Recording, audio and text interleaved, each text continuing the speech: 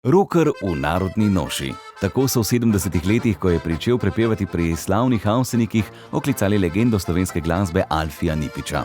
Poznamo ga predvsem po popevkah in narodno-zabavni glasbi, a vrhunski pevec je nekoč prepeval tudi v rock in jazz vrsteh.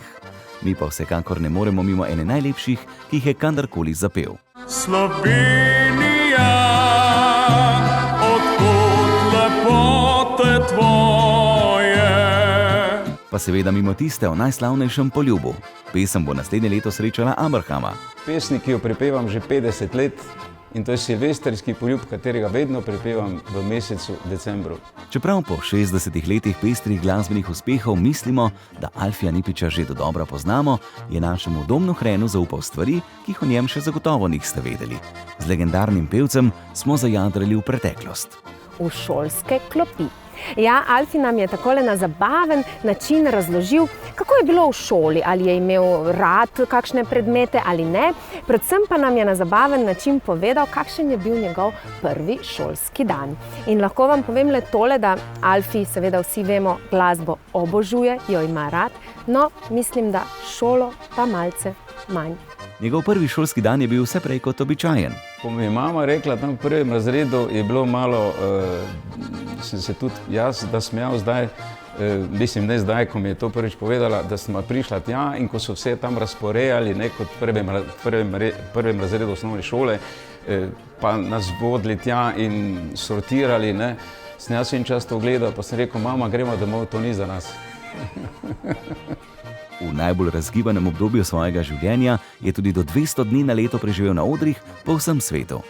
Seveda je to bilo v družbi Slavka Avsenika, ko so imeli včasih tudi po 21 nastopov v enem mesecu.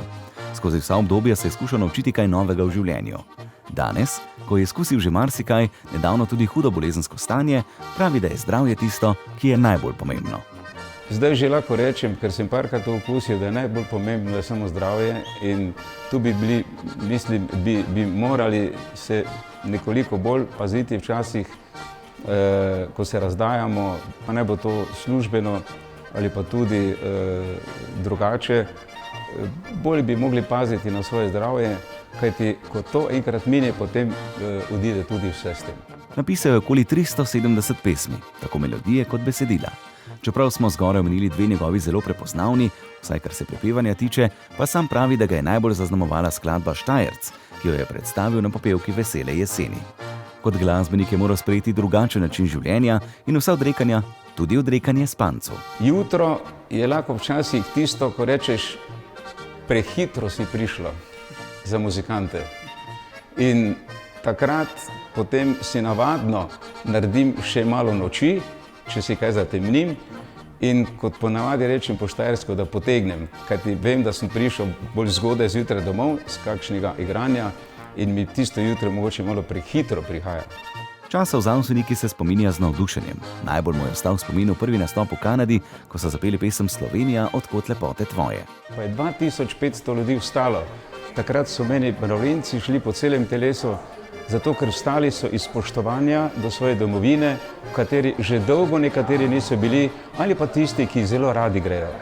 Kot glasbenik, ki velikokrat prepeva o ljubezni, o njej rad tudi razmišlja.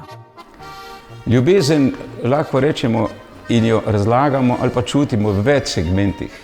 Ali je to ljubezen do sočloveka, ljubezen do staršev in pa ljubezen do svoje ljubljene osebe, s katero živiš že dolgo, tako kot jaz. Jaz mislim, da je to ena lepa beseda, ki jo naj ne bi izrabljali ali pa mogoče uporabljali za tiste stvari, ki ne pašejo zraven. Z ljubeznijo pa se je zdaj pri svojih 76 lotil novega izziva. Preizkusil se je tudi kot voditelj. Prav prijetno je potovati in se potepati po naši lepi Sloveniji. Od kdaj naprej imate v skrbi to graščino v Gornji Radgoni? V Slovenskih goricah smo, ne? Ja, kaj bi bil pa greh, če ne bi bil špricarja. Pa pojdimo. Pa pojdimo z Alfijem po Sloveniji. Oddajo lahko spremljate na naši televiziji, televiziji Veseljak.